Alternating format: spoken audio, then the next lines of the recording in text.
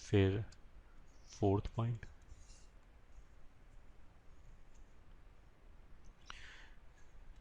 Geometric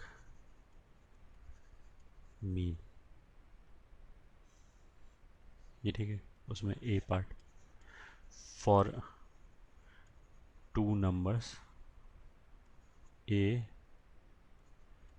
and B, G M is, G M मतलब geometric mean, A M मतलब arithmetic mean, G M is defined as root A B. ये ठीक है, ये तो एक स्पेशल केस हो गया दो नंबरों के लिए, ये ठीक है। अगर ज़्यादा नंबर है जैसे G M of a one a two a three and so on up till a n will be, जैसे अगर इनका हमें ए एम निकालना होता, अर्थमेटिक मीन निकालना होता, तब तो हम क्या करते हैं कि इन सबको जोड़ दिया और नंबर ऑफ नंबर से डिवाइड कर दिया। जैसे अगर एन नंबर है तो एन से डिवाइड कर दिया। ज्योमेट्रिक मीन निकालना होगा तो क्या करेंगे, जोड़ेंगे नहीं, मल्टीप्लाई करेंगे, और मल्टीप्लाई करने के बाद nth रूट ले लिया। तो मतलब ए वन इंटू ए टू इंटू ए थ्री ऐसे करके सबको मल्टीप्लाई कर लिया। वहाँ पे जोड़ते थे, ए एम निकालते समय यहाँ मल्टीप्लाई किया, वहाँ पे जोड़ने के बाद एन से डिवाइड करते थे, यहाँ पे हम nth रूट ले रहे हैं, ये जी एम, ठीक है। तो अगर हमने बोला G M of two and four, तो that will be two into four का स्क्वायर रूट, दो नंबर है इसलिए स्क्वायर रूट, या फिर एट रूट या फिर टू रूट टू, ठीक है। फॉर एग्जाम्पल अगर मान लिया हमने बोला जी एम ऑफ, ये ठीक है, जी एम के लिए जैसे हमने ए एम निकालने के लिए बोला था कि ए एम निकालने के लिए किसी भी नंबर का निकाल सकते हैं, उनको ए पी में होना ज़रूरी नहीं है। तो ऐसे जी एम के लिए भी नंबर्स को जी पी में होना ज़रूरी नहीं है, कुछ भी ऐसा हो सकता है। जैसे मान लिया मैंने बोला वन वन टू, ये इन तीनों का निकालना है, तो तीनों को मल्टीप्लाई करो, और बिकॉज तीन नंबर हैं एक दो तीन, इसलिए थर्ड रूट ले लिया, ठीक है। तो ये आंसर कितना आ जाएगा, टू का क्यूब रूट, ये आंसर आ गया, यही जी एम आ गया। या फिर हमने बोला कि G M of one one two two, ये ठीक है फाइव, तो इसमें कितने नंबर हो गए टोटल फाइव, तो सबको मल्टीप्लाई किया, one into two into two into five, और पाँच नंबर है तो fifth root which is twenty का फिफ्थ रूट, उसको ऐसे भी ले सकते हैं,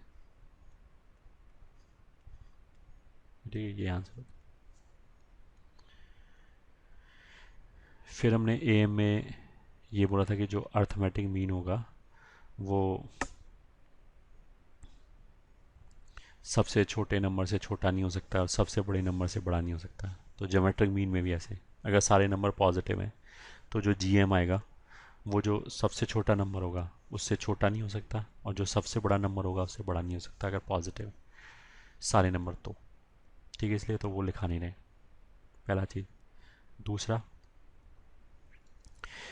ए एम में हमने एक प्रॉपर्टी बोला था, हमने बोला पहला चीज़ तो वहाँ पे हमने ये बोला था कि ए एम निकालने के लिए नंबर्स को ए पी में होना ज़रूरी नहीं है, किसी भी नंबर का हम ए एम निकाल सकते हैं, एक पॉइंट हमने ये बोला था। फिर उसके बाद हमने एक पॉइंट लिखाया था, बट अगर नंबर्स ए पी में हैं तो वो एक प्रॉपर्टी सेटिस्फाई करेगा। प्रॉपर्टी क्या है कि जो सिमेट्रिकली टेकन टर्म्स हैं शुरू से और लास्ट से, उनका ए एम बराबर आएगा या ए एम कॉन्स्टेंट आएगा। उसी लाइन पे यहाँ पे भी आ जाएगा। यहाँ पे पहला चीज़ तो क्या है कि ज्योमेट्रिक मीन निकालने के लिए नंबर्स को जीपी में होना ज़रूरी नहीं है, किसी का भी निकाल सकते हैं। जैसे यहाँ पे स्क्रीन पे दिख रहा है वन वन टू, ये जीपी में थोड़ना है, बट फिर भी इनका जीएम आ रहा है, क्यूब रूट ऑफ टू, ठीक है। तो पहला पॉइंट तो यहाँ पे भी वैसे ही हो गया कि अगर हमें जीएम चाहिए तो उसके लिए नंबर का जीपी में होना ज़रूरी नहीं है, पहला चीज़ तो हो गया। दूसरा क्या है कि अगर जीपी में है, अगर जीपी में है तो एक प्रॉपर्टी सेटिस्फाई होगा, और प्रॉपर्टी फिर वो इसी टाइप की है। वहाँ पे तो हमने बोला था सिमेट्रिकली टेकन टर्म्स का ए एम बराबर होता है, यहाँ पे हम क्या बोलेंगे, बिगनिंग से एंड लास्ट से सिमेट्रिकली टेकन टर्म्स का जी एम बराबर आएगा, ठीक है। तो अब उसी को लिखा फिर नोट करके, ये ठीक है। If numbers are in GP, then GM of terms taken symmetrically from the beginning and from the end will be constant। ये ठीक है? क्या मतलब, वही एपी की तरह है, एपी में एग्जैक्टली यही था, यहाँ पे भी क्या मतलब है। मान लिया हमने let A1 A2 A3 and so on AN-1 AN, और एक और लिख लिया AN-2। मान लिया ये अगर जीपी में है तो ठीक है। अगर ये जीपी में है तो हमने सिमेट्रिक टर्म लिए बिगनिंग से और लास्ट से। मान लिया इधर से पहला लिया तो इधर से भी पहला लेना पड़ेगा। तो A1 इंटू AN, इनका GM क्या होगा, दो नंबर है तो स्क्वायर रूट। ठीक है। या फिर हमने इधर से लिया थर्ड फोर्थ, तो थर्ड ये हो गया, फोर्थ ये हो गया, तो लास्ट से भी थर्ड फोर्थ लेना पड़ेगा। लास्ट से थर्ड फोर्थ के लिए हमने बोला था, जैसे एपी में बोला था कि लोअर सब्सक्रिप्ट का सम n+1 होना चाहिए, वो यहाँ से भी पता लग जाएगा। जैसे इन दोनों का सम n+1 है तो फिर ये दोनों सिमेट्रिक हैं, तो A3 के साथ कितना आना चाहिए, AN-2, क्योंकि इन दोनों का सम n+1 हो जाएगा तो सिमेट्रिक हो जाएगा। वैसे ही A4 के साथ कितना आना चाहिए। अब अगर ये चार टर्म है तो इनका फोर्थ रूट ले लीजिए। ठीक है। या फिर हमने इधर से दूसरा और पांचवा लिया A2 A5, तो आखिरी से भी जो दूसरा है वो ये है, और जो पांचवा है वो ये ले लिया, इनका भी फोर्थ। या इधर से मान लिया हमने सेवेंथ ले लिया, तो आखिरी से भी सेवेंथ ये होगा। अगर दो है तो फिर स्क्वायर रूट, ये सब बराबर आएंगे। बस सिमेट्रिक रहना चाहिए, कितने भी टर्म ले लो उससे कोई फ़र्क नहीं पड़ता, बट सिमेट्रिक रहना चाहिए। ठीक है। या फिर अगर हमने सारी टर्म ले लिए A1 A2 A3 up till AN, तो अब ये सारे टर्म सिमेट्रिक तो होंगे अपने। इसकी पावर 1/n, ये सब बराबर आएगा। एपी में किसके बराबर आता था, एपी में हमने ये बोला था कि अगर ऑड नंबर ऑफ टर्म्स है तो एक मिडिल टर्म आएगा, ये उसी के बराबर आएगा। ये ठीक है एपी में। और अगर दो मिडिल टर्म है तो उन दोनों के एम के बराबर आता था। यहाँ पे क्या हो जाएगा कि अगर ऑड नंबर ऑफ टर्म्स हैं तो ये किसके बराबर आएगा, मिडिल टर्म के बराबर। मिडिल टर्म कौन सा होता है, n+1/2। मतलब अगर 11 टर्म है तो n की जगह यहाँ 11 रखोगे तो 11+1 12/2 6, मतलब A6 के बराबर आ जाएंगी ये सारी क्वांटिटी। अगर इवन नंबर ऑफ टर्म्स है तो मिडिल टर्म का GM ले लिया। मिडिल टर्म्स क्या क्या हो जाएगा, एक तो n/2 होता है और एक इससे अगले वाला वो n/2+1, इनका GM, तो GM के लिए मल्टीप्लाई करके स्क्वायर रूट। ये ठीक है। ये कब आएगा, व्हेन n इज ऑड। ये कब आएगा, व्हेन n इज इवन। ठीक है, बस ये हो गया। डिट्टो वही चीज़ है जो पहले बोला गया था। ठीक है।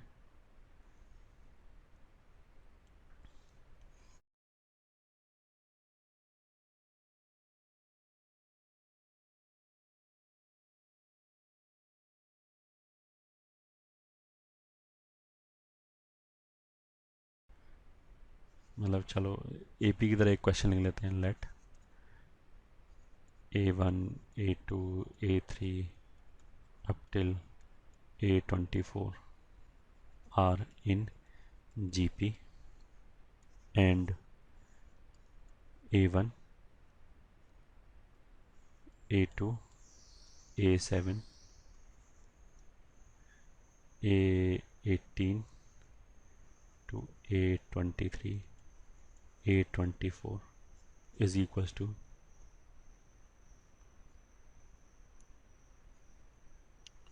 64, then find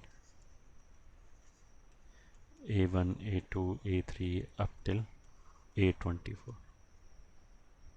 ये ठीक है। यहाँ पे भी एक तरीका तो ये है कि जो ऊपर जीपी है उसको, ये जो जीपी दे रखा है ठीक है, उसको हमने ऐसे करके मान लिया ए आर स्क्वायर, फिर उन वैल्यूज़ को यहाँ पे सब्स्टिट्यूट कर ही दिया, तो ए की इक्वेशन दे रखा है, तो उसका मतलब क्या है कि ए और आर अलग अलग सॉल्व नहीं होगा। तो ए की इक्वेशन दे रखा है, ये हम एपी में भी डिस्कस कर चुके हैं ऑलरेडी। अगर ए की इक्वेशन दे रखा है तो उसका मतलब क्या है कि अगर यहाँ पे कुछ ऐसे आ गया, मान लिया कि a raised to power 6 into r raised to power 15 आ गया, मान लिया, वो तो कैलकुलेट करके देखोगे तब पता लगेगा, तो ये वाला जो प्रोडक्ट है वो भी इसी के टर्म्स में बन जाएगा अपने आप। मतलब a raised to power 6 into r raised to power 15 raised to power something, तो बस इसकी जगह डायरेक्टली ये वैल्यू आ जाएगी। क्योंकि इन्फॉर्मेशन कम है, तो इन्फॉर्मेशन कम क्यों है, क्योंकि दो वेरिएबल हैं ए और आर, और ए की इक्वेशन है, फिर भी उसने प्रोडक्ट तो पूछा ही है, तो प्रोडक्ट क्यों पूछा होगा, वो सीधा सीधा एक्सप्रेशन यूज़ हो रहा होगा। ये तो पहला तरीका हो गया। दूसरा तरीका क्या होगा, इफ़ आई कुड नोटिस कि ये 24 है, 24 टर्म है टोटल, मतलब एन का वैल्यू 24 हो गया, तो 1 इधर से पहला टर्म हो गया A1, A24 इधर से पहला टर्म है, तो ये दोनों सिमेट्रिक टर्म है, वैसे ये दोनों सिमेट्रिक है, वैसे ये दोनों। यहाँ पे जो नंबर ऑफ टर्म्स 24 हैं, तो n का वैल्यू कितना हो गया 24, तो जो सिमेट्रिक टर्म होगा उनके लिए लोअर सबस्क्रिप्ट का सम 25 होगा, तो 7 प्लस 18 25 हो गया, 2 प्लस 23 25 हो गया। ठीक है, तो सोल्यूशन में हम क्या बोलेंगे, एज फॉर जी पी, ये ठीक है, G M of terms taken symmetrically, ये ठीक है, from beginning and from end, ये ठीक है, इज कांस्टेंट, हैंस। एक बार तो हमने लिया है, जो प्रोडक्ट दे रखा है ना वो सब सिमेट्रिक हैं, A1 A2 A7 A18 A23 A24, 6 term है, तो होल रेस टू पावर 1/6। एक तो ये ले लिया। दूसरा अगर हमने सारे ही जीपी ले लिया, मतलब सारे टर्म ले लिए A1 A2 A3 up till A24, तो इनका जीएम क्या आएगा, दिस रेस टू पावर 24 आ जाएगा। सही है, तो दिस इम्प्लाइज, ये क्वेश्चन में दे रखा है, इनका प्रोडक्ट कितना दे रखा है 64, this is 64 raise to power 1/6 is equal to pi a i लिख लिया हमने, i is equal to 1 to 24। I की जगह 1 रखोगे A1 आ जाएगा, फिर 2 रखोगे A2 आ जाएगा, 3 रखोगे, ऐसे कहाँ तक रखेंगे 24, पाई का मतलब क्या, मल्टीप्लाई कर दिया, होल रेस टू पावर 1/24। ठीक है, तो 64 को लिख सकते हैं 2 raise to power 6 whole raise to power 1/6 is equal to pi a i 1/24। तो ये 6 कैंसिल, 24 को उधर शिफ्ट कर दिया, तो आ जाएगा pi a i is equal to 1 to 24 will be 2 raise to power 24। तो ये हमारा आंसर हो गया। ठीक है, I hope this is clear. और अब एपी की तरह एक चीज़ और बचती है, and that topic is insertion of geometric means। ये ठीक है, फिर वापस जैसे ज्योमेट्रिक मीन बोलना अलग बात है, और अगर हमने एस लगा दिया मीन के बाद मीन्स, तो वो बोलना अलग बात है। अगर मैं बोलूँ कि ए और बी का ज्योमेट्रिक मीन क्या होगा, तो वो तो रूट ए बी होगा। अगर मैं बोलूँ कि ए और बी के बीच में 10 ज्योमेट्रिक मीन इंसर्ट किया, तो उसका मतलब क्या होगा, वो ए पी वाले की तरह ही हो जाएगा। ठीक है, तो फर्स्ट पॉइंट तो हमने क्या बोला, G M of a comma b, अगर हमने बोला geometric mean of a and b, mean से नहीं बोला, मीन बोला, तो वो तो रूट ए बी होगा। ये ठीक है, और अगर मैं बोलूँ single geometric mean between a and b, तो वो तो रूट ए बी ही होगा। ये ठीक है, ये तो अलग हो गया। ज्योमेट्रिक मीन्स का मतलब क्या है, वही जो अर्थमेटिक मीन का मतलब था। अगर हमने बोला कि इफ़ G1 G2, ये ठीक है, up till Gn are n G Ms, ये ठीक है, एन जी एम मतलब n geometric means between a and b. तो इसका मतलब क्या है, then a G one G two up till gn and then b is gp। मतलब अगर हमने ये बोला कि ए और बी के बीच में 5 ज्योमेट्रिक मीन इंसर्ट करो, तो उसका मतलब क्या है, वो 5 नंबर ए एंड बी ये मिला के जो 7 नंबर्स आया वो एक जीपी बन जानी चाहिए। ठीक है, तो हमें ऐसे 5 नंबर ढूंढने हैं ए और बी के बीच में जो ए और बी के साथ मिलके जीपी बना दें। ठीक है, तो अब मान लिया हमें यही ऑब्जेक्टिव दिया जाए कि ए और बी तो गिवन है और ये जीएम निकालने, तो कोई बात नहीं, हमने मान लिया कि कॉमन रेशो आर है, तो जी वन अपॉन ए कितना हो जाएगा, इन दोनों का रेशो कितना हो जाएगा आर, इन दोनों का रेशो कितना हो जाएगा आर स्क्वायर, क्योंकि आगे जाने में आर आर आर मल्टीप्लाई होता जाएगा। तो इसका और इसका यहाँ पे मतलब जी थ्री है, रेशो कितना हो जाएगा आर क्यू। अगर जी थ्री है तो आर पे पावर तीन है, जी टू है तो आर पे पावर टू है। तो अगर मैंने इसका और जी एन का रेशो निकाला तो आर पे पावर एन हो जाएगा।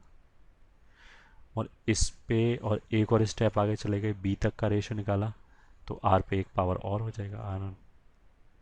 ठीक है, ये r ratio n plus one क्या है, बी और ए का रेशो।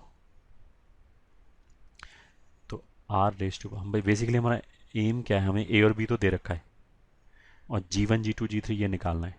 ठीक है, तो हमने मान लिया कि अगर ये जी पी जो है उसका कॉमन रेशो आर है, तो आर तो ए और बी दे रखा है बस, और कुछ नहीं बोल रखा है, तो आर तो अननोन हो गया, तो अब पहले तो हमें आर चाहिए, आर मिल गया तो फिर जीपी बता सकते हैं।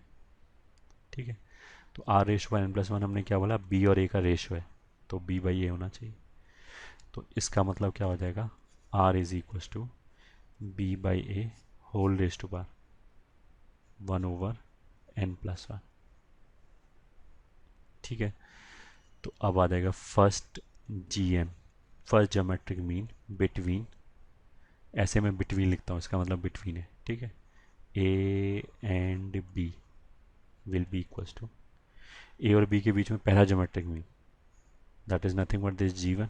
वो कैसे आएगा, ए में आर मल्टीप्लाई कर दो, this is G one which is a into r which is a into b by a raise to r one over n plus one which is equals to, यहाँ पे N plus one लिखा है, अगर मैं इस ए को अंदर ले जाऊँ ब्रैकेट के, तो ये जो एन प्लस वन लिखा है उसकी वजह से ए का इतना पावर अंदर जाएगा। ठीक है, इतना पावर क्यों अंदर जाएगा, बाहर निकाल के देख लो, अगर बाहर निकाला तो ये एन प्लस वन और एन प्लस वन कैंसिल हो जाएगा, ए बच जाएगा, तो यहाँ पे हमें ए ही चाहिए। अब इसमें और इसमें क्या होगा, अपॉन एन प्लस वन, ये आ गया फर्स्ट जी एम। अगर हम बोलें सेकेंड जी एम क्या होगा, तो दैट इज जी टू, वो कितना होगा, ए में आर स्क्वायर मल्टीप्लाई कर दो। ठीक है, which is equal to a into b by a raise to power one upon n plus one का होल स्क्वायर, तो which is further a into b upon a square का मतलब क्या है, two upon n plus one. ये ठीक है, इसमें हमने क्या किया, टू को अंदर ले गए पहले, तो मतलब बाहर पावर सेम ही रखा, जैसे यहाँ one one n plus one है तो यहाँ पे भी ऐसे ही रखा, तो आ जाएगा b square upon a square one over n plus one. अब इस ए को अंदर ले गए तो अंदर ए का कितना पावर जाएगा, फिर वही n plus one b square upon a square whole raise to one over n plus one which is, इससे और इससे कितना हो जाएगा, a raise to power n minus one into b square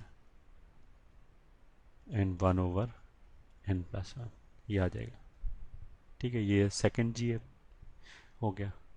अब पैटर्न पता लग जाएगा, जैसे जो पहला जी एम है जी वन, ये जो जी वन है वो क्या आया, उसमें बी पे पावर वन है और ए पे पावर एन है।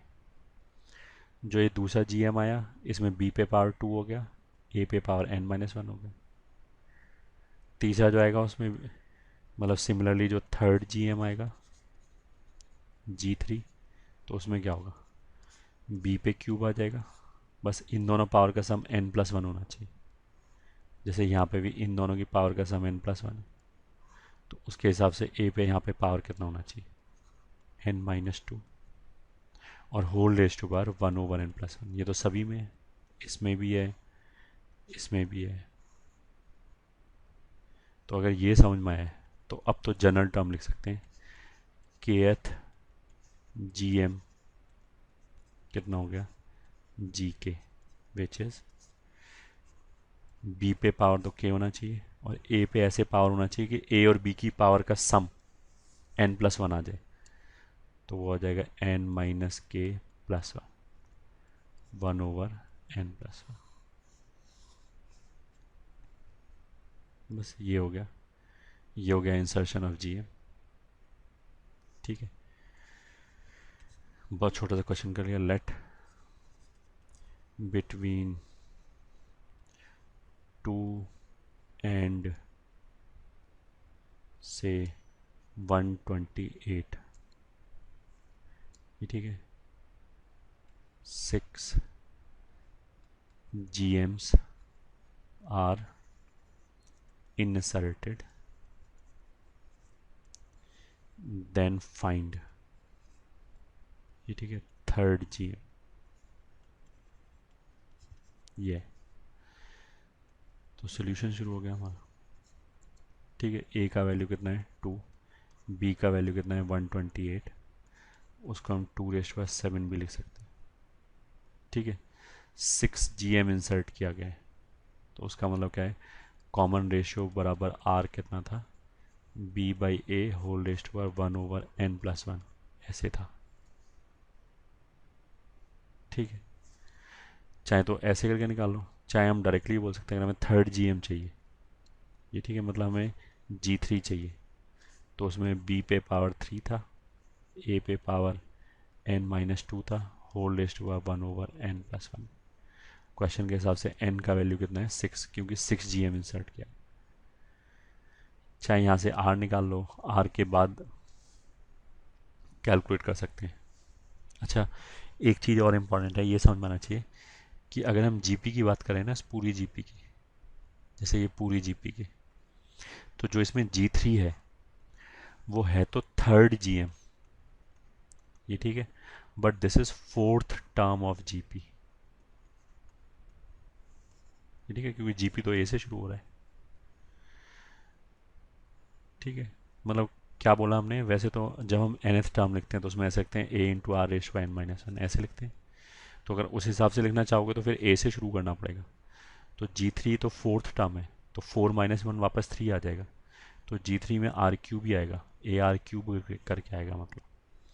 या फिर ये जो हमने फॉर्मूला लिखा रखा है, इसको भी याद कर सकते हैं कि जो kth GM है उसमें b पे पावर k आ जाएगा और a पे ऐसा पावर आएगा कि इन दोनों के पावर का सम n+1 हो जाए। ठीक है, तो उस हिसाब से ये कितना हो जाएगा, इज इक्वल टू a का वैल्यू कितना है 2, n का वैल्यू 6 है, तो n-2 कितना हो जाएगा 4, इंटू b का वैल्यू कितना है 2⁻7, ये b है, उसका cube whole raise to power 1/n+1 which is 7। ये हो जाएगा, तो हो गया 7 इंटू 3 21, उसमें 4 और जुड़ जाएगा, पावर तो ऐड हो जाएगा, तो 2⁻25 हो जाएगा अंदर, रेज टू पावर 1/7, और दिस इज 2⁻25/7। ये हमारा आ जाएगा थर्ड जी। ये ठीक है, ये आंसर होगा। एपी के हिसाब से सोचें तो 1-to-1 करस्पॉन्डेंस है, मतलब जितने पॉइंट उतने वहाँ पे थे उतने ही पॉइंट यहाँ पे हैं, उसी टाइप के सिमिलर पॉइंट है, सिमिलर लॉजिक पे बेस्ड है। तो अगर वहाँ पे अच्छी तरह समझ में आया है तो आई डोंट थिंक यहाँ पे कोई दिक्कत होनी चाहिए समझने में। कुछ क्वेश्चन प्रैक्टिस कर लेते हैं। Let's come to first question. Find the 4 successive terms of a GP for which second term is smaller than the first term by 35। मतलब पहला टर्म बड़ा है 35 से, and third term is larger than fourth term by 560। ये ठीक है। तो हमने चार टर्म जीपी में मान लिया, मान लिया ए r square A R Q. ये ठीक है। अब कोई ये भी आर्ग्यू कर सकता है कि वैसे क्यों नहीं माना, a by r cube a by r a, तो वैसे भी मान सकते हैं, बट यहाँ पे प्रोडक्ट ऑफ द टर्म दे नहीं रखा है तो कोई खास फ़ायदा होगा नहीं उसका। ये ठीक है, ऐसे मान लिया। उसने क्या बोला है कि second term is smaller than the first term, या फिर पहला टर्म दूसरे टर्म से 35 ज़्यादा है, और ऐसे जो तीसरा टर्म है ए आर स्क्वायर वो फोर्थ टर्म से कितना ज़्यादा है 560। ठीक है, कुछ भी नहीं, डिवाइड कर दिया। तो दिस इज नथिंग बट, अगर इसमें से ए आर स्क्वायर कॉमन लिया तो ए माइनस ए आर आएगा, तो डिवाइड करने पे आर स्क्वायर बराबर आ जाएगा 560 अपॉन 35। ये ठीक है। अगर 7 से कैंसिल किया ये आ जाएगा, तो ये 16 आ जाएगा, या फिर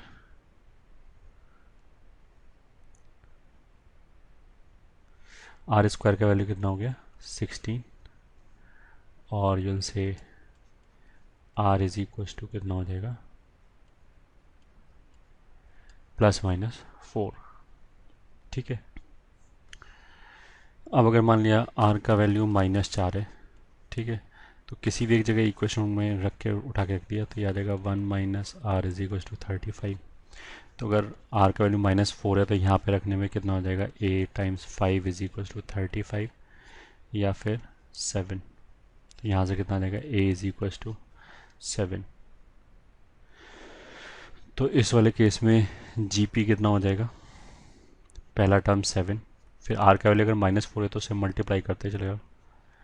ये ठीक है, ये आ जाएगा, फिर और 4 से मल्टीप्लाई कर दिया। ये ठीक है, 1 1 2 आ जाएगा, फिर 4 से मल्टीप्लाई कर दिया तो 4 4 8 आ जाएगा। ये ठीक है। इसके बीच का अगर डिफरेंस निकाला 35 आएगा, इसके बीच का डिफरेंस निकाला तो 560 आ जाएगा। ठीक है, एक आंसर तो ये हो गया। दूसरा, अगर r इज इक्वल टू 4 है तो a times 1 minus r is equal to कितना हो गया 35। दिस इम्प्लाइज a इंटू 4 रखने पे कितना हो जाएगा -3 35, या फिर a इज इक्वल टू -35/3। ठीक है।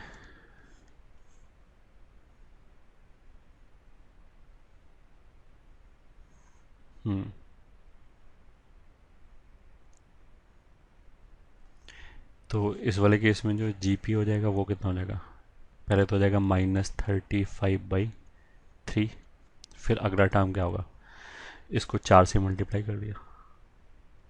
अच्छा, अगर 4 से मल्टीप्लाई कर दिया तो कितना आएगा -140/3, बट ये तो चलेगा नहीं, क्योंकि क्वेश्चन में उसने ये बोला था कि सेकंड टर्म ज़्यादा है फर्स्ट टर्म से 35। ठीक है, तो यहाँ पे तो सेकंड टर्म ज़्यादा आएगा ही नहीं। और am I making any mistake, sorry second term ज़्यादा नहीं है, फर्स्ट टर्म ज़्यादा है। चलो एक बार टर्म लिख लेते हैं, फिर अगले वाला टर्म कितना आएगा -560/3। ये ठीक है, 4 से मल्टीप्लाई कर रहे हैं, फिर अगले वाला टर्म कितना आएगा -224/3। ये ठीक है। ठीक है, तो ये फिर दूसरा आंसर आ गया। दो आंसर आ जाएंगे, ये भी चलेगा मेरे ख्याल से, इसमें कोई गड़बड़ नहीं।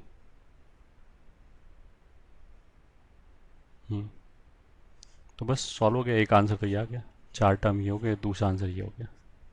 ठीक है।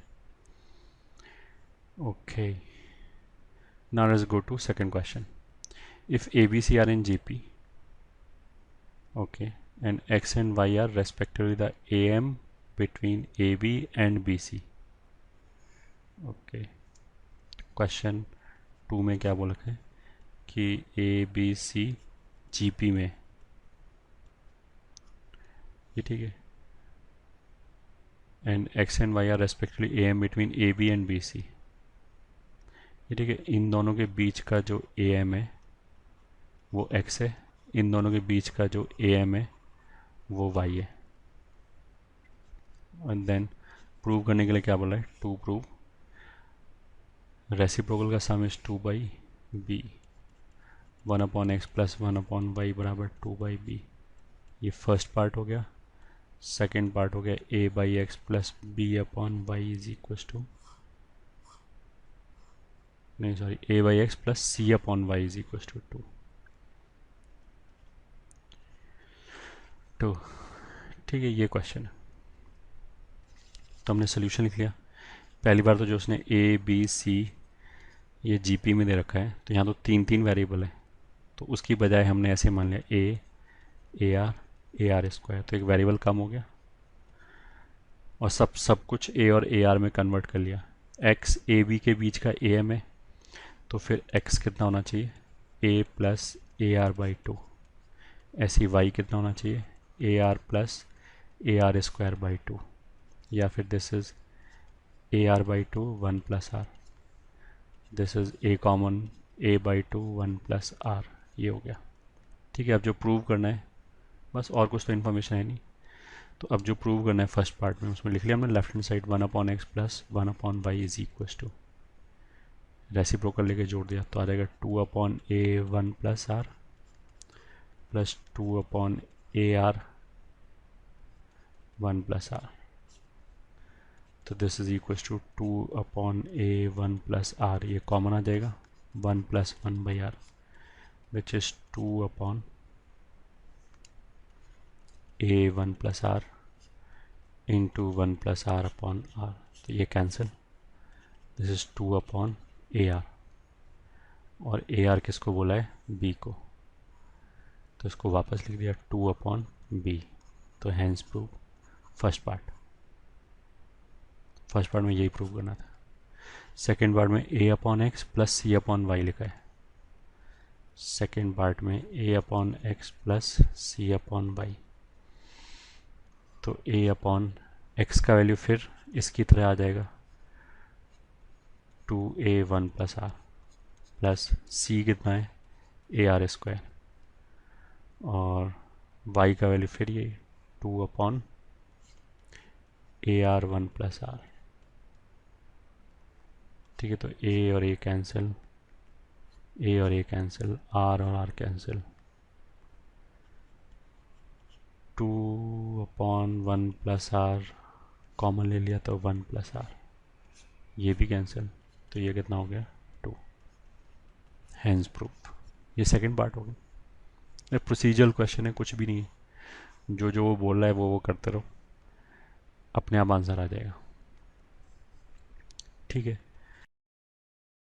तो question number 3, if product of 3 numbers in GP is 216। अब इसने यहाँ पे प्रोडक्ट बोल दिया, तो यहाँ पे हमने ऐसे मान लिया जीपी में ए बाई आर, ए और ए आर, ये मान लिया 3 टर्म है जीपी में। फिर क्वेश्चन के हिसाब से इन तीनों का जो प्रोडक्ट है वो कितना है 216। तो ऐसे मानने से क्या हो गया कि ये आर आर कैंसिल हो गया, ए क्यूब कितना हो गया 216। तो अगर इसका क्यूब रूट लिया तो कितना आ जाएगा, ए बराबर 6 आ गया। ये ठीक है। अब हमने आगे क्वेश्चन पढ़ा, and the sum of products of them in pair is 156, then find the number. क्या बोला है, सम ऑफ प्रोडक्ट्स, तो सम ऑफ मतलब ऐसे करके, सम ऑफ किसका sum, product of them in pair, तो मतलब product of them in pair का मतलब a b plus b c plus c a type हो गया। तो एक बार तो इन दोनों को मल्टीप्लाई किया, फिर एक बार इन दोनों को मल्टीप्लाई किया, फिर एक बार इन दोनों को मल्टीप्लाई किया, तो ये पेयर्स में प्रोडक्ट हो गया, उसका सम दिस इज गिवन एज कितना है 156, ठीक है 156। तो इस पूरे में से क्या होगा, ए स्क्वायर कॉमन आ जाएगा, 1/r+r+1 ये बचेगा विच इज 156।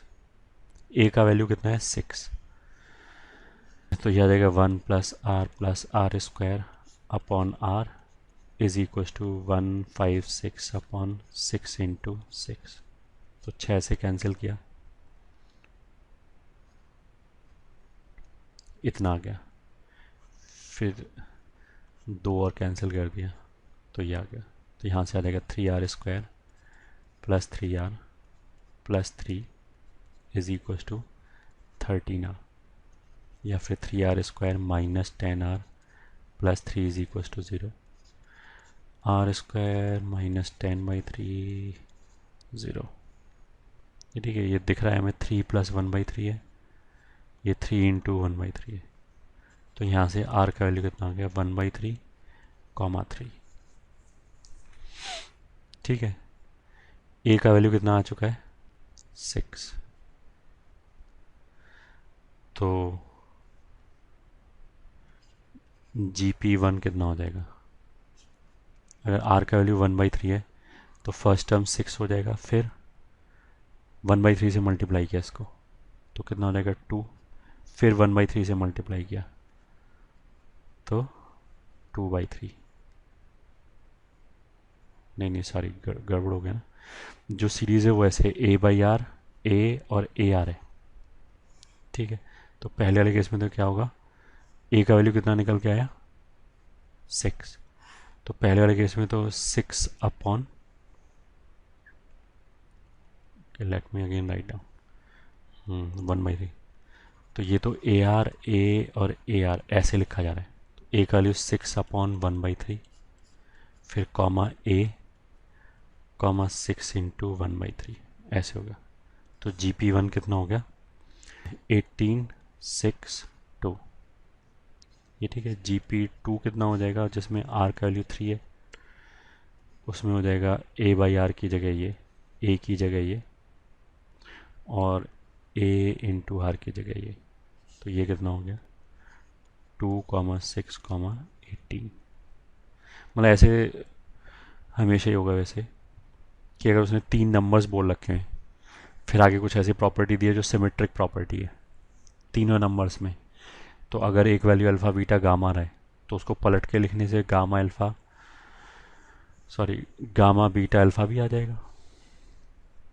तो यहाँ पे जैसे अगर ये सीक्वेंस आया तो फिर उल्टा सीक्वेंस भी आएगा, अगर क्वेश्चन में सारा इन्फॉर्मेशन सिमेट्रिक है तो यहाँ तो सिमेट्रिक है, क्योंकि जो उसने 3 नंबरों का सम बोला है उसमें तो तीनों नंबर एक जैसे इन्वॉल्व है, और जो सम ऑफ प्रोडक्ट बोला है पेयर में वो भी सिमेट्रिक है, ठीक है। फोर्थ क्वेश्चन क्या, let for a GP sum of infinite terms is 4 and sum of their cubes is 192। ये भी बहुत ईजी है। फोर्थ में उसने क्या बोला कि A + AR + AR² ऐसे करके इनफाइनाइट टर्म तक का सम कितना है 4, और अगर हम इसका क्यूब कर दें, ऐसा एक क्वेश्चन तो ऑलरेडी कर चुके हैं, तो वो 192 है, बिल्कुल 192। तो इसका सम तो आ जाएगा A/1 - R is equal to 4। इसमें A का काम A क्यूब करेगा, ये भी GP है, कॉमन रेशोज में R क्यूब हो गया, तो यहाँ बस आ जाएगा A³/1 - R cube is equal to 192। तो इसको फर्स्ट इक्वेशन बोला, इसको सेकंड बोला। तो क्या किया हमने, फर्स्ट इक्वेशन को क्यूब किया और सेकंड से डिवाइड कर दिया।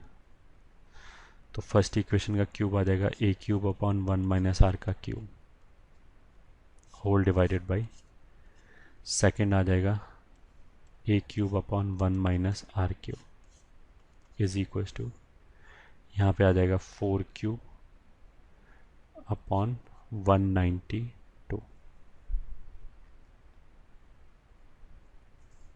ठीक है, विच इम्प्लाइज A³ कैंसिल, एक 1 - R भी कैंसिल हो जाएगा, तो यहाँ तो आ जाएगा 1 + R + R²। एक 1 - R कैंसिल कर दिया और एक आ जाएगा 1 माइनस आर का whole square is equals to,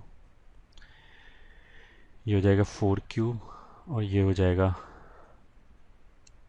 अगर मैं इसको 12 से डिवाइड करूँ तो 12 इंटू 16 हो जाएगा। तो ये और ये 3, फिर हो गया 3 + 3r square is equal to r square minus 2r plus 1। This will give you 2r square plus 5r plus 2 is equal to 0 I guess. तो इसको लिखते हैं r square plus 5/2r plus 1 equals to 0। This is nothing but 2 + 1/2। तो यहाँ से r का value कितना आ जाएगा, एक तो आ जाएगा -2 और एक आ जाएगा -1/2। ठीक है, क्योंकि यहाँ माइनस नहीं है। अच्छा, क्वेश्चन में उसने क्या बोला था, इन्फानाइट सम बोला जा रहा था। तो उसका मतलब है कि जो r का वैल्यू 1 से छोटा ही होना चाहिए, तो ये तो रिजेक्ट हो गया। तो यहाँ से क्या पता लगा, r is equal to -r। अब क्वेश्चन में कोई भी एक रिलेशन उठा लिया, मान लो ये उठा लिया, a/1 - r, a/1 - था 4, इसको यहाँ रख दिया, तो a is equal to 4 into 1 + half, या 4 इंटू 3/2, या फिर 6। ठीक है, तो GP कितना हो जाएगा, 6 - 3, 3/2 -3/4 एंड सो ऑन। ये हो गया वो infinite GP। Then find the series ही बोला है, तो निकल आया, बस यही आंसर हो। क्वेश्चन पढ़ लेते हैं। फिफ्थ क्वेश्चन ने क्या बोला, the sum of first 2 terms of an infinite GP is 5।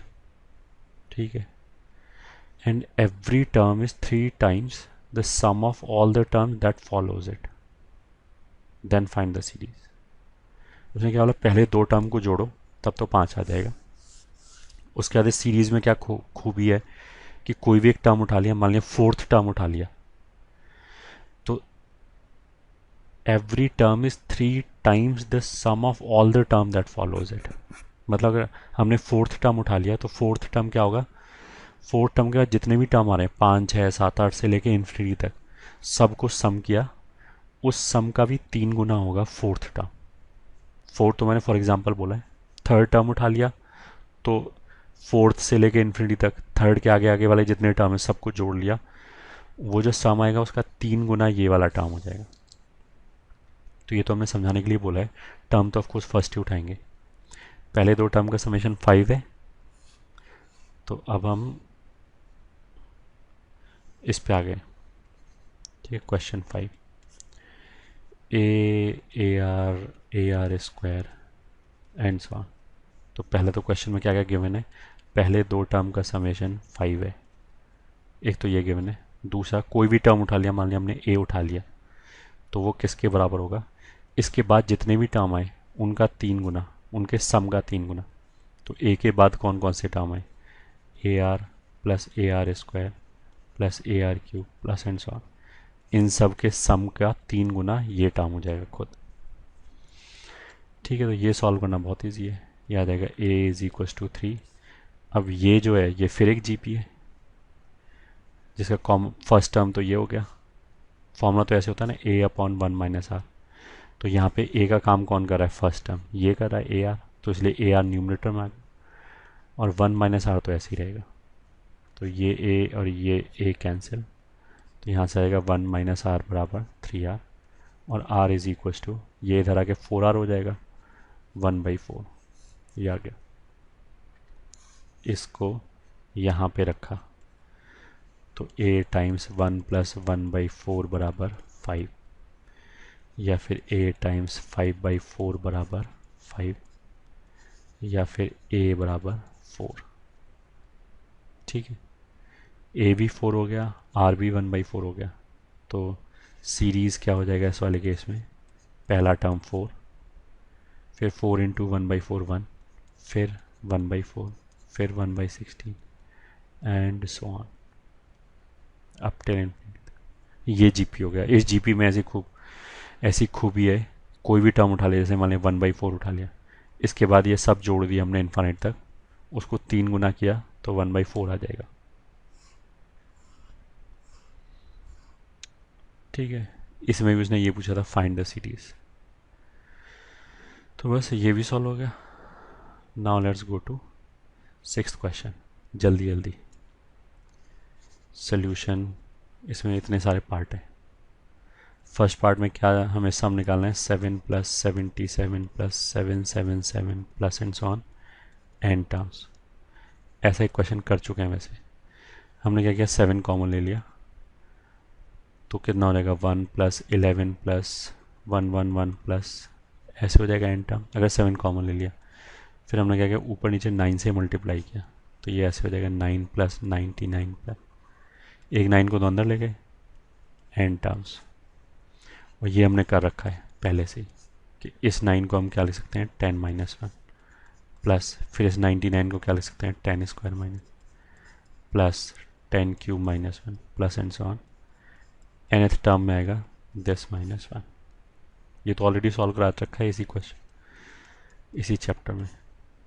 ये ठीक है, 1 1 1 1, ये सारे 1 जोड़ के तो n आ जाएगा, और बाकी ये जो है 10 + 10² प्लस ये एक जीपी आ जाएगा।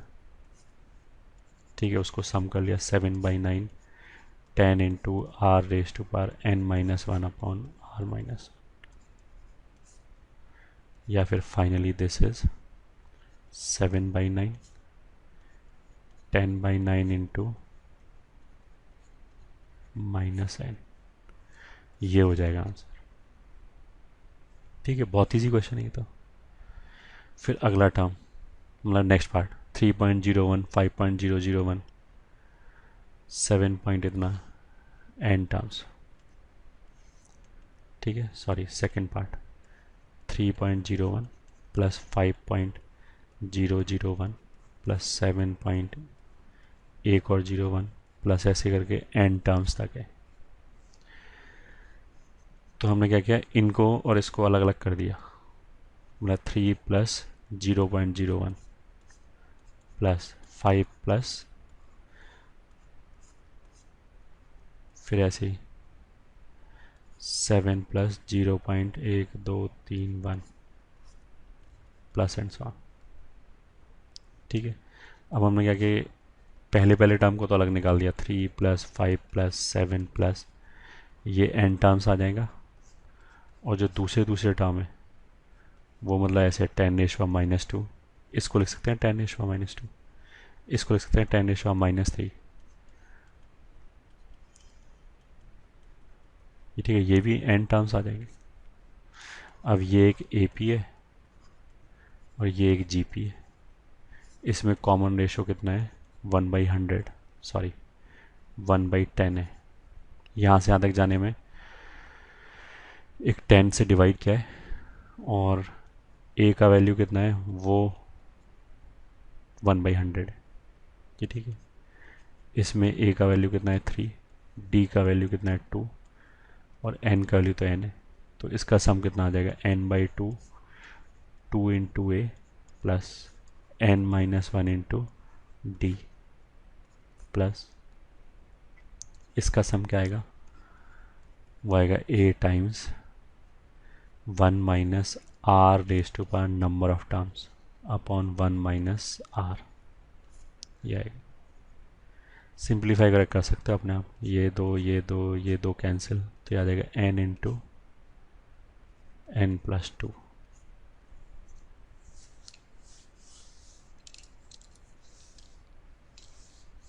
आई गेस, बिल्कुल।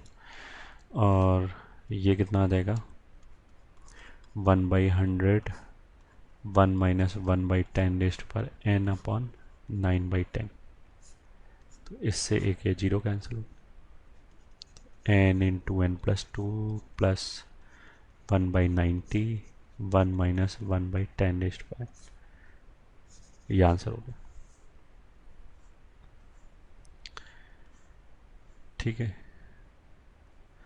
थर्ड 2, 4, 8, 16, 32 ऐसे लिखा हुआ है।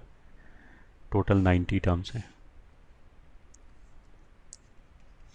ठीक है, थर्ड 2+4-8+16+32-64 ऐसे करके 90 टर्म्स हैं। ठीक है, अगर ये प्लस होता तब तो ये सीधा जीपी बन जाता, क्योंकि 2 2 2 से मल्टीप्लाई हो रहा है। तो ये तो जीपी नहीं, यहाँ तो हर थर्ड टर्म क्या है, नेगेटिव है। तो कैसे सॉल्व करें इसको? सॉल्व करने का एक तरीका तो यह है कि जैसे 3 3 में ऐसे ग्रुपिंग कर लिया। ठीक है, मतलब मेथड 1, पहले में से अगर दो कॉमन लिया तो कितना आ जाएगा, 1+2-4 प्लस इसमें से अगर हमने 16 कॉमन लिया तो आ जाएगा 1+2-4 प्लस अगले वाले में से 128 कॉमन लिया तो 1+2-4 प्लस एंड सो ऑन। अगर हमने इसे 3 3 टर्म क्लब कर लिए तो टोटल 90 टर्म है। तो अब ऐसे करके कितने टर्म बचेंगे फिर? 30 टर्म्स। मतलब इस तरह के 30 टर्म्स बनेंगे, क्योंकि 3 3 को हमने एक एक टर्म बोल दिया। अब इन सभी में क्या है कि ये वाला जो पार्ट है ये तो कांस्टेंट है, तो ये कितना है, 1+2-4 कितना हो गया, 3-4 -1 हो जाएगा। तो ये तो हो गया -2 -16 -128, ये आ गया 30 टर्म्स। ठीक है, ये जीपी हो गया, दिस इज जीपी। उसमें पहला टर्म -2 है, कॉमन रेशो 8 है। ठीक है, तो बस लिख लिया a times r⁻1 number of terms -1, तो नंबर ऑफ टर्म 30 है अपॉन 8 -1, तो दिस इज -2/7 8⁻30 -1, ये आ गया आंसर। ठीक है, एक तरीका तो ये हो गया। क्या हो गया, जैसे 2+4 -8 प्लस ऐसे लिखा है। ठीक है, अब तुम ऐसे देखो, अगर मेरे पास ऐसे लिखा हो a+b-c, तो मैं ऐसे लिख सकता हूँ a+b+c -2c। मतलब जो नेगेटिव के साथ लिखा है उसको एक बार जोड़ दिया और 2 बार घटा दिया।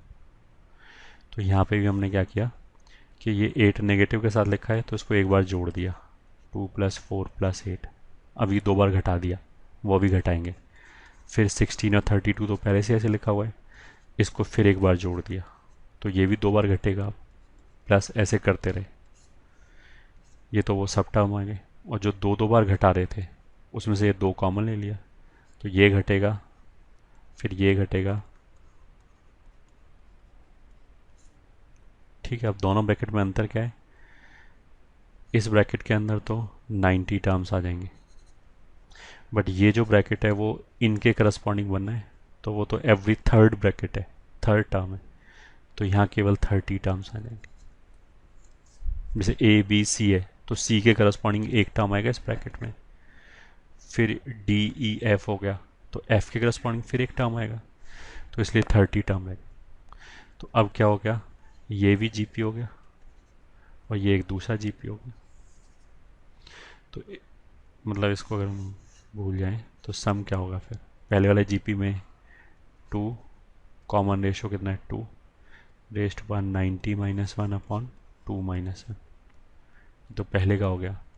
दूसरा लेके इसमें -2 कॉमन ले लिया, इसको सम कर लिया, तो इसमें फर्स्ट टर्म कितना है 8, ये फॉर्म होता है ना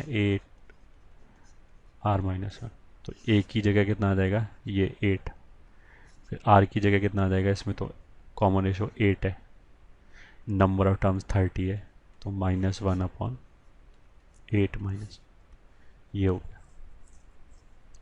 ये ठीक है, ये जो 8 है this is nothing but 2 cube, तो ये भी बेसिकली 2⁻90 आ जाएगा। तो ये टर्म कॉमन भी है दोनों में, क्योंकि दोनों ही जगह 2⁻90 -1 लिखा हुआ है, तो सिंप्लीफाई कर सकते हो अपने आप। ये दूसरा मेथड है। वैसे तो तीसरा मेथड भी है कि ऐसे करके इस सीरीज़ को अलग कर दिया, फिर दूसरे दूसरे टर्म जो हैं ऐसे करके उसको अलग कर दिया, और जो फिर ये तीसरे तीसरे टर्म है इनको अलग कर दिया, तो 3 इंडिविजुअल जीपी बन जाएंगी, उनको सम कर लिया। वैसे भी कर सकते, ठीक है, that I am not doing, you will do it yourself. Third हो गया। फोर्थ पे आए, x x plus y, x square plus y square n terms तक। चलो इसे भी सॉल्व कर लेते हैं, ठीक है। फोर्थ क्या था, x into x plus y plus x square into x square plus y square plus x cube into x cube plus y cube plus and so on n terms, ठीक है। बहुत ईजी है ये भी। ये जो पहले पहले टर्म है इनको अलग कर दिया, और ये जो दूसरे दूसरे टर्म है इनको अलग कर दिया। तो जब पहले वाले टर्म से तो याद है एक्स स्क्वायर प्लस इसकी वजह से यहाँ पे कितना आएगा, x raise to power 4 6 plus ऐसे आ जाएगा, प्लस दूसरे दूसरे टर्म की वजह से कितना आ जाएगा, पहले में x y plus x square y square plus x cube y cube plus and so, दोनों में एन टर्म्स आ जाएंगे।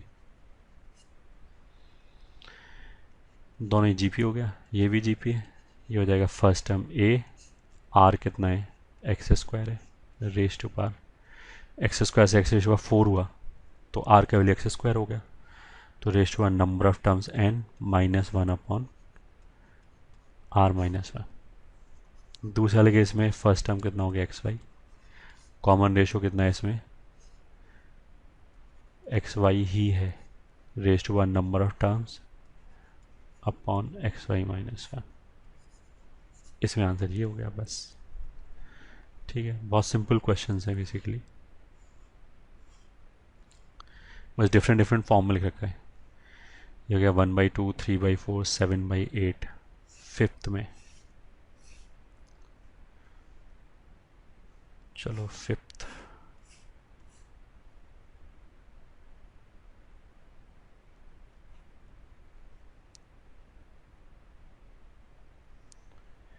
ठीक है, कितना है 1/2 3/4 7/8, तो फिफ्थ कितना था 1/2 3/4 7/8 प्लस 15/16 प्लस ऐसे एन टर्म्स तक है, ठीक है। अब इसमें ऑब्जर्व करने वाला चीज़ क्या है कि नीचे तो दो दो से मल्टीप्लाई हो रहा है, और ऊपर हमेशा क्या है, इससे एक कम आ रहा है,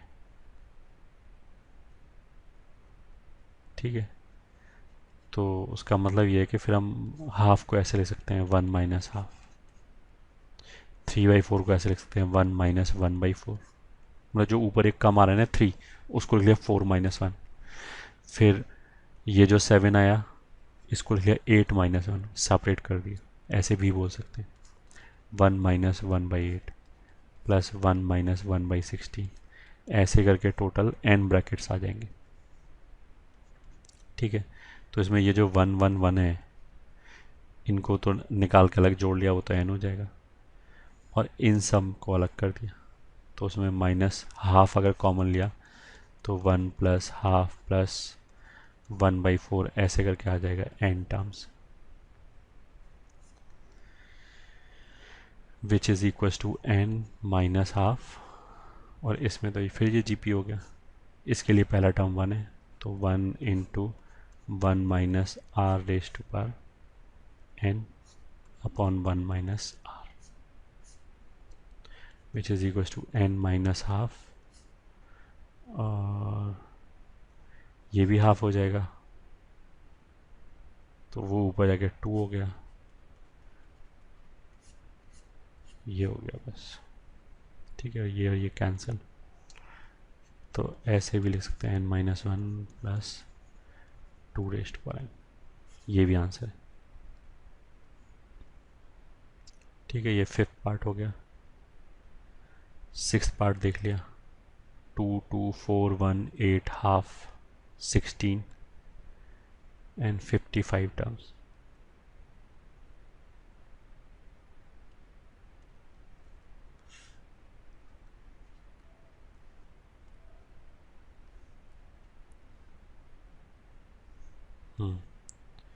सिक्स पार्ट क्या था, 2 2 4 1 8 half 16 1/4 plus and so on ऐसे करके 55 टर्म्स है। ठीक है, पैटर्न ढूंढो इसमें कोई मिल जाए तो। एक तो ये इसका डबल, उसका डबल, उसका डबल, ये हाफ, फिर हाफ, फिर हाफ, तो दोनों को अलग अलग कर दिया, ऑल्टरनेटिव टर्म अलग अलग कर दिया। तो पहले वाले में तो आ गया 2+4+8+16 एंड, और दूसरे वाले में आ गया 2+1+हाफ+1/4 एंड सो। ठीक है, तो मैं से देखोगे अगर हमारे पास टोटल 4 टर्म होते तो ऑल्टरनेटिव टर्म को अगर हम अलग अलग करें तो दोनों में बराबर बराबर दो दो टर्म चले जाते। बट अगर हमारे पास 5 टर्म है तो फर्स्ट, थर्ड और 5 इधर तो 3 टर्म आ जाएंगे, दूसरे वाले में 2 ही टर्म रह जाएंगे। अगर हमारे पास 13 टर्म है 13, तो एक में 6 आ जाएगा और एक में 7 आ जाएगा। 7 किस में आएगा, जो यहाँ से शुरू हो रहा है। तो इसमें भी जो नंबर ऑफ टर्म्स हैं वो 55 है, ऑड है। अगर 54 होते तो आधे 27 इधर चले जाते, आधे 27 इधर चले जाते। उसके बाद जो 55th टर्म आएगा वो पहले ब्रैकेट से आएगा। तो मतलब इसमें तो 28 टर्म्स हो गए और इसमें 27 टर्म्स हो गए, ये डिफरेंस है।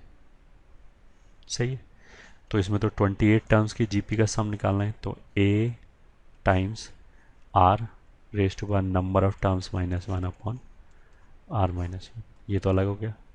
इसमें क्या हो गया, a टाइम्स, इसमें r हाफ है तो पहले 1 लिख लिया, तो 1 minus r raise to power n upon 1 minus half, ये हो गया। तो ये तो हो जाएगा 2 into 2 raise to power 28 minus 1 plus ये हो जाएगा 4 into 1 minus 2 raise to power 27। ये आंसर हो गया। ठीक है,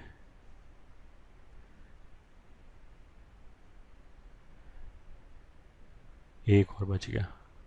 7th पार्ट क्या है, x plus y x square plus x y plus y square, और n टर्म्स हैं ऐसे। ठीक है, 7th टर्म क्या है, x plus y plus x square plus x y plus y square plus x cube plus x square y plus x y square plus and so on, ऐसे करके n terms दे रखे। ठीक है, अगर हम individually bracket को देखें तो एक तरीका तो ये कि ये दिख रहा है जीपी है, कॉमन रेशियो इसका कितना है y/x, तो एक्स स्क्वायर को y/x से मल्टीप्लाई करेंगे ये आ जाएगा, फिर इसको y/x से मल्टीप्लाई करेंगे तो ये आ जाएगा। उसी तरीके से ये भी जीपी है, इसका भी कॉमन रेशियो y/x है। ठीक है, एक तरीका तो ये हो गया।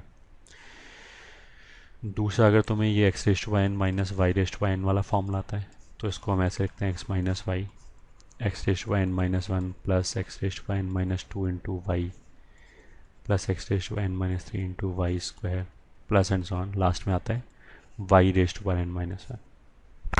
ठीक है, तो ये सब जो टर्म लिखे हुए हैं ये बेसिकली यहाँ से आ रहे हैं। अगर इसमें मैं n की जगह 3 रख दूँ तो ये कितना हो जाएगा एक्स स्क्वायर, फिर ये कितना हो जाएगा एक्स वाई, और यहाँ पे कहाँ तक जाना है 3 रखेंगे तो वाई स्क्वायर तक जाना है, तो वाई स्क्वायर, तो मतलब ये टर्म आ गया। ऐसे अगर इसमें मैं n की जगह 4 रख दूँ तो इस ब्रैकेट से ये बन जाएगा। कहने का मतलब क्या है कि ये जो सीरीज़ जो लिखी हुई है ये, ठीक है, ये डायरेक्टली फॉर्मूले लिखे हुए हैं। मतलब अगर एक बार मैं फिर लिख लूँ x plus y plus x square plus x y plus y square, ये तो तुम्हें वैसे ही पता है x cube minus y cube का वाला टर्म है, x cube minus y cube को फैक्टराइज करने में यही आता है। तो उसी तरीके से ये जो टर्म लिखा जा रहा है ये आ जाएगा x raise to power 4 plus y raise to power 4 को फैक्टराइज करने से। और इन सभी में क्या है कि एक वन ओवर सॉरी इस इन सभी में क्या है कि ये वाला टर्म मिसिंग है एक्स माइनस वाई। तो हमने क्या किया, इन सबको एक्स माइनस वाई से मल्टीप्लाई कर लिया और एक एक्स माइनस वाई से डिवाइड कर दिया। तो जो डिवाइड किया वो तो ये आ गया, जो मल्टीप्लाई किया उसमें पहला टर्म तो ऐसे हो जाएगा प्लस जो दूसरा टर्म है वो ऐसे हो जाएगा x minus y x square plus x y plus y square plus तीसरा टर्म ऐसे हो जाएगा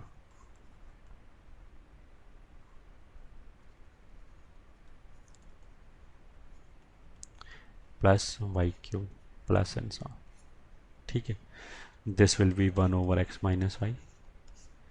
इस पे फॉर्मूला लग गया, कौन सा फॉर्मूला लग गया, x square minus y square plus फिर इस पे फॉर्मूला लग गया वो x cube minus y cube plus अगले वाला हो जाएगा एक्स रेज का 4 माइनस प्लस एंड सो, ये हो जाएगा।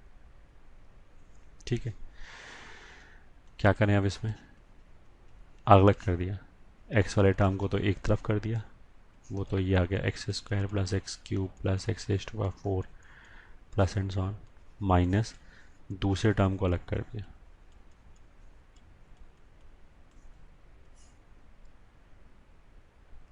ठीक है, बस अब ऐड कर दिया, ये 2 GP आ गया, इसमें तो पहला टर्म ए है और हो जाएगा कॉमन रेशो एक्स ही है, तो x raise to n - 1/x-1। Question में बोला क्या एनी टर्म है, एन टर्म्स दे रखा है क्वेश्चन में, ये ठीक है, ये एन टर्म्स है। ऐसे ही दूसरे वाले में हो जाएगा y square into y raise to n - 1/y-1। ठीक है, और फर्दर सिंप्लीफाई करना चाहो तो कर सकते हो अपने आप, आंसर तो ये हो गया।